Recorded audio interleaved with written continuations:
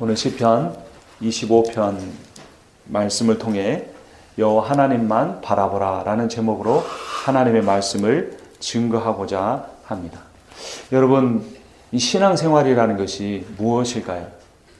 우리가 신앙생활을 때로는 종교생활로 이해하는 때가 있습니다. 그러나 신앙생활은 삶이고 내 영혼의 태도입니다. 삶에서 우리의 영혼이 어떤 태도를 갖는 것이 신앙일까요? 1절 말씀을 보면 이렇게 나와 있습니다. 여호와여 나의 영혼이 주를 우러러 보나이다 라고 합니다. 즉 신앙생활은 무엇을 바라보는가 라는 것입니다. 내가 무엇을 바라보는가, 그것이 곧 나의 신앙입니다.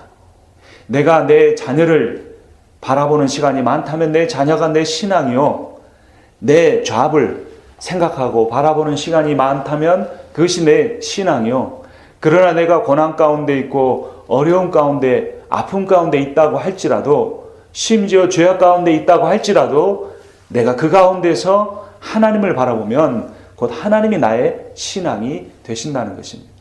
우리 자신을 살펴보기를 원합니다. 나는 누구를 바라보는가? 나는 무엇을 바라보는가? 내 생각과 내 마음을 늘 사로잡고 움직여가는 그것은 무엇인가? 그것이 곧 나의 신앙이라는 것입니다. 그런데 오늘 시편을 지은 다윗은 그의 신앙을 무엇으로 하고 있습니까? 지금 다윗의 상황은 자신의 아들 압살롬에게 쫓겨다니는 상황입니다.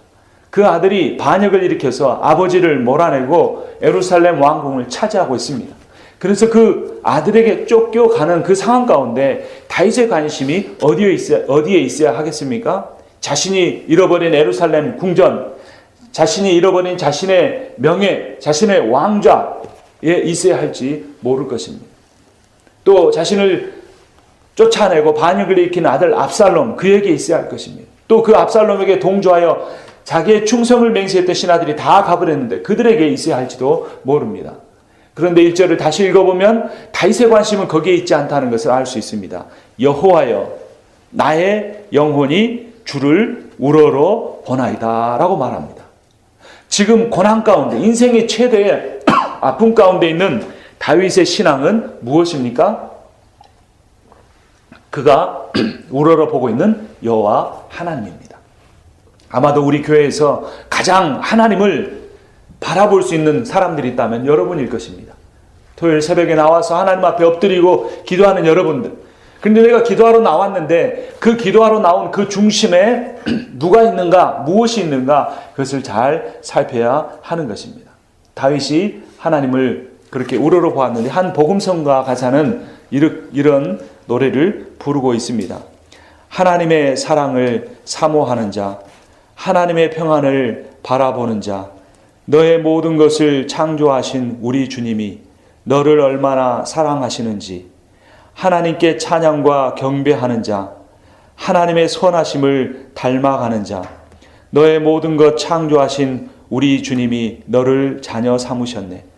하나님 사랑의 눈으로 너를 어느 때나 바라보시고 하나님 인자한 귀로서 언제나 너에게 기울이시니 어두움에 밝은 빛을 비춰주시고 너의 작은 신음에도 응답하시고 너는 어느 곳에 있든지 주를 향하고 주만 바라볼지라. 아멘. 이 복음성가가 왜 주만 바라보라고 합니까? 왜냐하면 너의 모든 것을 하나님이 창조하셨기 때문이다. 또한 하나님이 사랑의 눈으로 너를 어느 때나 바라보고 계시기 때문이다.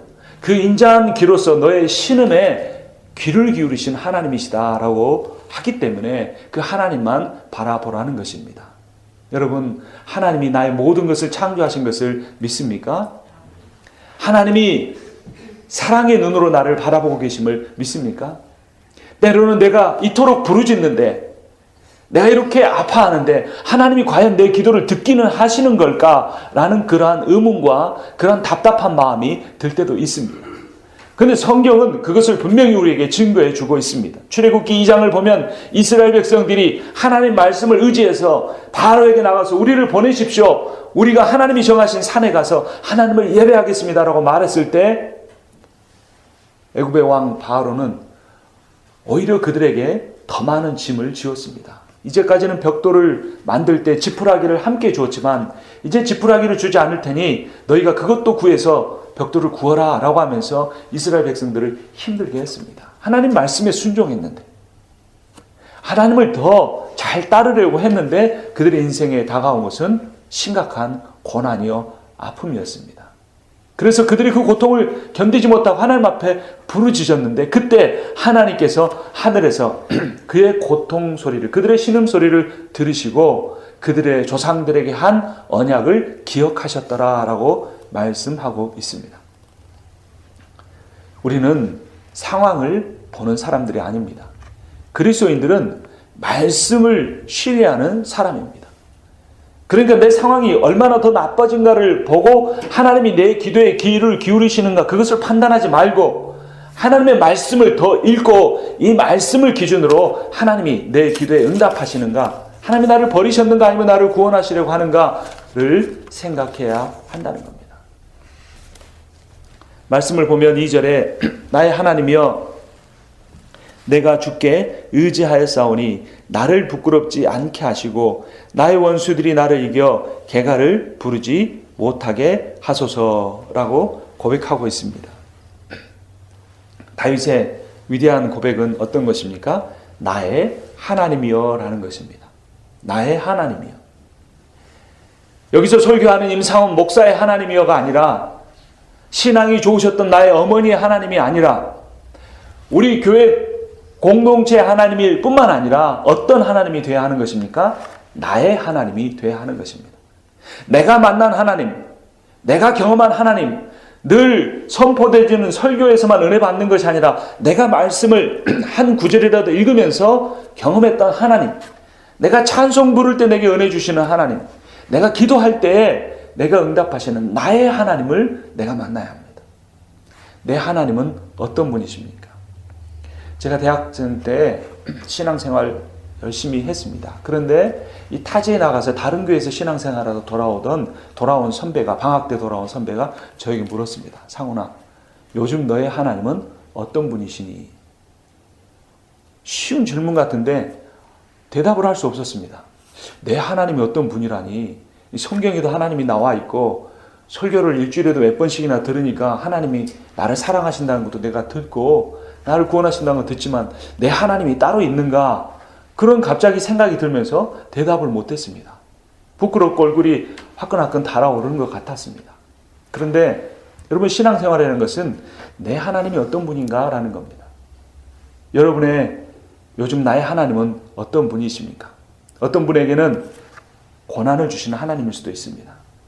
이 고난을 이겨내면 그 고난보다 더한 영광을 준비하시는 하나님일 수도 있습니다. 어떤 분에게는 더 깊은 순종을 원하시는 하나님일 수도 있습니다. 얕은 물가에서만 있지 않고 더 깊은 물가로 들어오라는 그러한 순종을 요구하시는 하나님을 만날 수도 있을 것입니다. 어떤 분에게는 새로운 소망과 비전을 주시는 하나님일 수도 있습니다. 많은 사람들이 상황만 보고 있는데 그 사람은 하나님의 말씀을 보면서 하나님 우리 교회와 우리 가정이 주시는 비전은 이것이다 라고 하면서 비전과 소망을 주시는 하나님일 수도 있습니다. 하나님을 교리적으로만 아니라 내 삶에 구체적으로 다가오시는 그 하나님을 만날 수 있어야 합니다. 그래서 오늘 새벽에도 기도할 때 주님은 요즘 내 삶에 어떤 분이십니까? 내가 그 하나님을 기억하기 원합니다. 어떤 사람이 나의 하나님을 구체적으로 만날 수 있겠습니까? 그 하나님을 향하여 부르짖는 사람. 나의 하나님, 왜 내 삶에 고난이 지속되고 있습니까? 나의 하나님 왜 될 듯 말 듯 하면서 되지 않고 있습니까? 라고 하면서 그 하나님을 구하는 그 사람에게 하나님이 구체적으로 나타나실 것입니다. 다윗은 그렇게 나의 하나님을 찾으면서 내가 주께 의지하였사오니 나를 부끄럽지 않게 해주십시오. 나의 원수들이 나를 이겨 개가를 부르지 못하게 하소서라고 고백하고 있습니다. 그런 이 원수들이 이겨서 개가를 부른다는 것은 어떤 의미입니까? 시편 42편 3절을 보면 사람들이 종일 내게 하는 말이 내 하나님이 어디 있느뇨 하니 내 눈물이 주야로 내 음식이 되었도다 라고 말하고 있습니다. 사람들이 와서 조롱하는 겁니다. 야, 네 하나님이 어디 있냐? 야, 네가 그렇게 하나님 잘 믿는다고 하는데 네 꼴이 지금 뭐냐? 그러고 보니 너의 하나님은 없는가 보다 라고 하면서 종일토록 하루 종일 사람들이 찾아와서 네 하나님이 너의 하나님이 어디 있느냐라고 수치와 조롱을 안겨주자 나의 눈물이 주야로 내 눈물이 되었습니다 라고 하는 겁니다. 그래서 이 시편 42편의 기자가 받는 조롱은 곧 누가 받는 조롱인 것입니까? 그가 그토록 의지하는 하나님이 받는 조롱인 것입니다. 그러므로 이 다시 오늘 본문의 2절에 나의 원수들이 나를 이겨 개가를 부르지 못하게 해달라는 것은 단지 내가 조롱받지 않게 해달라, 내가 수치받지 않게 해달라라는 말이 아니라 내가 의지하고 신뢰하는 하나님의 이름이 조롱받지 않게 해주십시오. 여러분 한번 그런 기도를 해보십시오. 내가 이렇게 오랫동안 기도하는데 이 기도 제목이 응답받지 못하고 있는데 그렇다면 이렇게 내가 신뢰하고 의뢰하는 하나님의 이름이 같이 의심받고 조롱받지 않겠습니까? 내 인생이 어떻게 되든 그것이 큰 문제가 아니라고 할지라도 내가 믿는 하나님이 내가 그토록 의지하고 기도하는 그 하나님이 응답하지 않는다고 한다면 내 주변의 사람들이 역시 하나님을 없다 하지 않겠습니까? 하나님, 그 하나님이 수치를 당하지 않도록 하나님 내 기도에 응답하여 주시고 나 역시 내가 하나님 앞에 드리는 이 기도 제목이 하나님이 원하시는가 돌아보길 원합니다라고 기도할 수 있어야 할 것입니다. 계속해서 시편 기자는 기도합니다. 여호와여 주의 도를 내게 보이시고 주의 길을 내게 가르치소서. 주의 진리로 나를 지도하시고 교훈하소서라고 말하고 있습니다. 다윗은 고난 가운데 있었지만 자기 뜻을 구체적으로 말하면서 이 뜻이 꼭 이루어지게 해달라고 말하지 않고 있습니다. 어떻게 해달라고 기도하고 있습니까? 주의 도, 4절에 주의 길, 5절에 주의 진리라고 말하고 있습니다. 주님의 도와 주님의 길과 주님의 진리가 내 삶에 이루어지게 해달라고. 이 나라가 반역의 이 회오리 바람에 휩싸이고 있는 이곳에 하나님의 역사가 일어나게 해달라고, 하나님의 이름이 높여지게 해달라고 기도하고 있습니다. 이 기도는 다윗 인생의 최대의 고난, 최대의 아픔 가운데서 드리는 기도입니다. 그럼에도 불구하고 내 왕자를 회복시켜 주십시오, 내 명예를 회복시켜 주십시오 라고 하지 않고 주의 도와 주의 길과 주의 진리라고 말하고 있습니다. 그래서 다윗을 예수 그리스도를 가장 예표하는 그분의 그림자다라고 말하고 있습니다. 예수님께서 겟세마네 동산에서 그렇게 기도하셨습니다. 아버지여 내 뜻대로 마옵시고 아버지의 뜻대로 하옵소서. 그런데 예수님이 이 기도를 쉽게 드린 것이 아니었습니다. 예수님이 겟세마네 동산에서 처음 드렸던 기도는 뭐냐면 할 수만 있거든 이 잔이 내게서 지나가게 하옵소서라는 것이었습니다. 성경에서 잔이라는 것은 대개 심판을 의미하는 경우가 많습니다. 그러니까 십자가의 고난을 당하고 죽으며 하나님께 저주와 심판을 당하는 그 잔이 내게서 그것을 통하지 않고는 이들을 구원할 수 없겠느냐라고 지나가게 해달라고 기도했습니다. 얼마나 기도했든지 얼굴에 땀이 흐르는 것이 아니라 핏방울이 흘러내려서 땅에 떨어졌다고 말합니다. 어떤 사람이 장시간 한 곳에 앉아서 힘을 쓰고 힘을 쓰면 모세혈관이 터져서 안면에 그 땅구멍을 통해서 피가 흘러내릴 수 있다고 합니다. 예수님의 기도는 그렇게 간절했습니다. 그럼에도 불구하고 동이 터올 무렵 예수님의 기도는 바뀌어졌습니다. 그러나 내 뜻대로 마옵시고 아버지의 뜻대로 하옵소서라고 기도했습니다. 그것은 다윗의 기도처럼 내 명예, 내 왕자, 내 권위가 아니라 하나님의 이름이 높아지고 하나님의 도와 길과 진리가 나를 인도하게 해소서라고 하는 그 기도와 동일한 것입니다. 그런데 다윗이 결국 어떻게 되었습니까? 그의 왕좌를 회복했습니다. 그의 권세를 다시 회복했습니다. 그리고 역사 대대로 다윗의 이름은 가장 위대한 왕의 이름으로 남았고 아직도 이스라엘 백성들은 다윗을 가장 위대한 왕으로 기억하고 있습니다. 여러분 우리가 생각할 때는 내 뜻대로 조금만 더 이루어지면 정말 하나님의 역사가 일어날 것 같다고 생각을 합니다. 조금만 하나님께서 내 기도대로 이루어 주시면 정말 놀라운 역사가 될 것이라고, 일어날 것이라고 생각을 합니다. 그런데 하나님은 선지서에서 그렇게 말씀하셨습니다. 내 뜻은 너희 뜻과 다르며 나의 생각은 너희 생각과 다르며 내 생각과 내 뜻이 훨씬 더 높고 깊다라고 주님이 말씀하십니다. 그러면 우리가 우리의 뜻대로 구하는 것도 필요합니다. 눈물을 흘리고 하나님 앞에 간절히 구하는 것도 필요합니다. 하나님이 그 기도에도 응답하실 것입니다. 그러나 궁극적으로 인생의 광야학교를 지나는, 웬만한 사람은 지나게 하지 않지만 하나님이 정말로 사랑하시고 택하신 사람에게 지나게 하는 인생의 광야학교의 중심에 선 사람의 기도는 결국에 내가 이렇게 기도했지만 하나님 내 뜻대로 마옵시고 아버지의 뜻대로 이루어 주시옵소서라고 기도할 수 있게 되는 것입니다. 시편 기자의 결국의 기도는 무엇입니까? 5절을 다시 보면 주의 진리로 나를 지도하시고 교훈하소서. 주는 내 구원의 하나님이시니 내가 종일 주를 기다리나이다.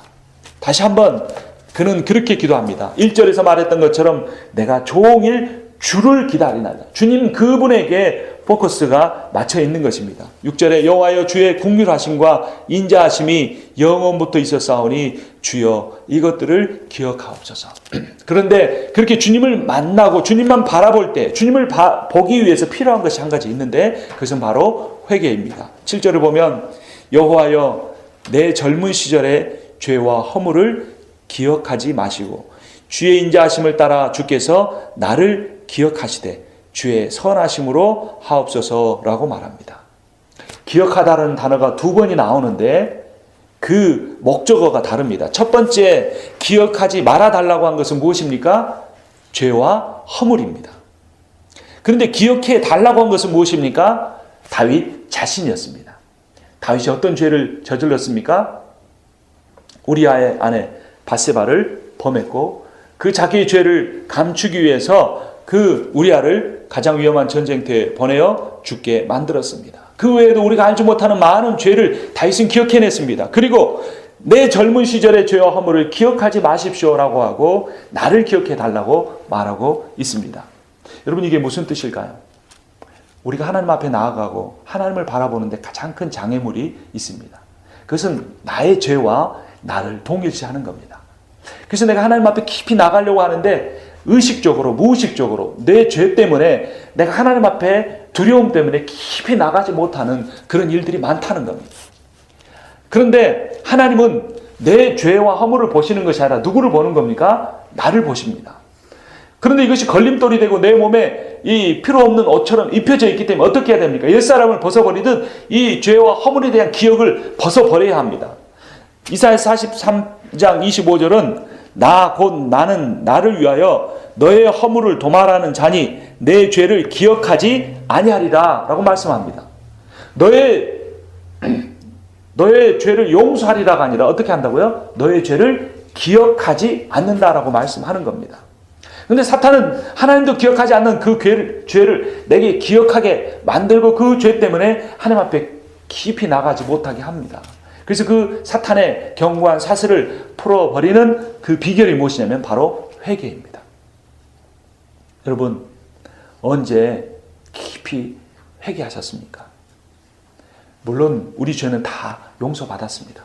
내가 주님을 처음 만났을 때 예수님이 나 위하여 골고다 언덕을 오르셨고 채찍질을 당하셨고 나를 위해 십자가에 말없이 그 고난을 당하셨다는 그 사실, 그것이 내 죄 때문이라는 사실이 깨달아져서 내가 처음 눈물을 흘리고 회개를 했을 때 내 모든 죄는 다 도말되었습니다.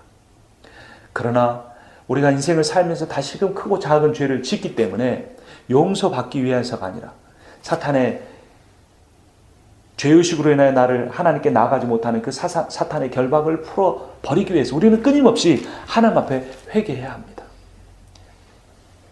이러한 의도 행하고 이러한 봉사도 하고 이런 기도도 하고 이렇게 말씀도 깊이 읽지만 내가 회개의 기간이 길면 길수록 우리의 영혼은 하나님 앞에 깊이 나아가지 못하고 하나님께 더 가까이 가지 못하는 것입니다.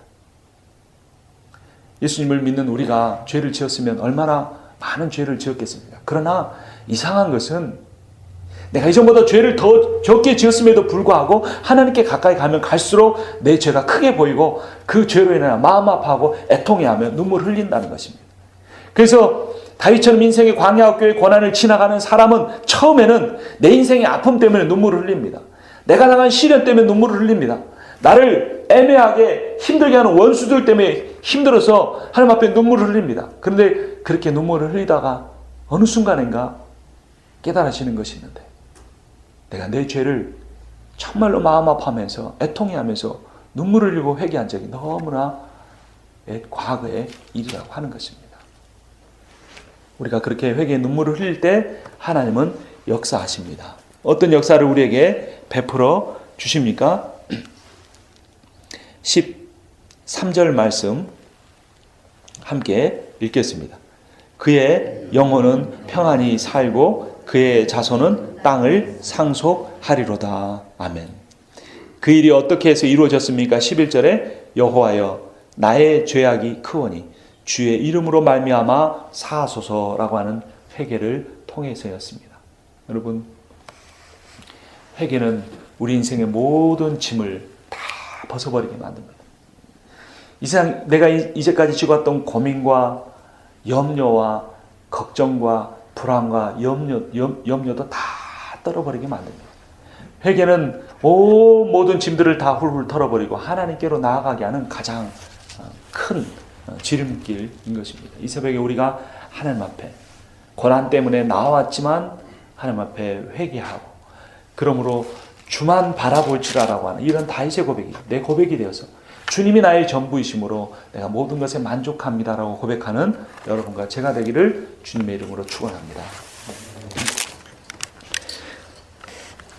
하나님 아버지, 은혜를 감사합니다. 아버지, 내가 그렇게 잘못한 것이 없는데도 인생에서 당하는 그 많은 고난들, 아버지 하나님, 내가 그토록 열심히 일해 왔는데 아버지 내 인생의 열매를 맺기는커녕 그 열매를 오히려 잃어버리고 있는 이런 어려움 가운데 아버지 하나님, 우리가 처해 있사오니 우리를 불쌍히 여겨 주시옵소서. 하나님의 은혜를 베풀어 주시옵소서. 예수 그리스도 안에 있는 자는 그에게 능력 베푸시는 자로 말미암아 감당하지 못할 일이 없다고 주님이 말씀하셨사오니 이 새벽에 기도할 때 하나님 응답하여 주시옵소서. 이스라엘 백성이 고통 가운데 부르짖을 때 하나님이 응답하시고 그들을 애굽에서 구원하여 내셨던 것처럼 우리를 이 세상 가운데 구원하여 주시옵소서. 우리의 명예를 회복시켜 주시옵소서. 우리의 경제적인 문제를 주님께서 채워주시고 오병이의 역사를 일으켜 주시옵소서. 주님께서 이제까지 훈련시키시고 준비시켜 싸우니 하나님 주신 새로운 비전 가운데 더욱 크게 쓰임받게 하여 주시옵소서. 그러나 이 모든 기도에 대한 응답보다도 우리의 신음소리에 귀를 기울이시고 사랑의 눈으로 우리를 바라보시는 주님 앞에 갈 때마다 참으로 두렵고 떨리는 것은 내 죄를 고백하지 못했고 나의 죄를 회개하지 못했고 참으로 거룩하신 그 하나님을 마음 아프게 하셨던 우리 자신을 돌아보니 하나님, 작은 죄라도 정말 사람 앞에서는 그것이 죄가 아닐지라도 하나님 앞에서는, 거룩하신 하나님 앞에서는 허물이 되오니 그 죄가 생각나게 하시며 성령으로 말미암아 애통하게 하시며 하나님 앞에 부르짖게 하여 주시옵소서. 그렇게 회개할 때 하나님이 이전보다 더 큰 은혜를 내려주시고 하나님을 바라볼 때 얻는 그 큰 은혜와 복을 얻게 하여 주시옵소서. 예수님의 이름으로 기도합니다.